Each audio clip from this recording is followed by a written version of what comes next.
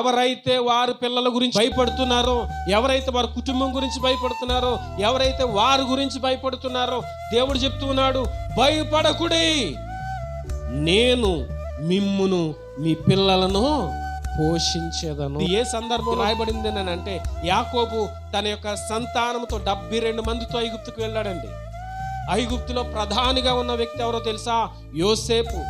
అయితే యాకోబు చనిపోయిన తర్వాత తన పిల్లలు, తన కుమారులు, వారి పిల్లలు, వారందరూ కూడా అయ్యో యాకోబుని బట్టి ఇప్పుడు వరకు కూడా నా యోసేపు మనందరినీ కూడా పోషించాడు, ఇప్పుడు యాకోబు చనిపోయాడు, ఇప్పుడు మనల్ని పోషించేది ఎవరు, చూసుకునేది ఎవరు అని భయపడుతూ ఉంటే అప్పుడు వచ్చాడండి యోసేపు. వచ్చి అంటున్నాడు, భయపడకుడి, నేను మిమ్ములను మీ పిల్లలను పోషించేది. భయపడేటువంటి యాకోబు సంతానం ఎవరో తెలుసా?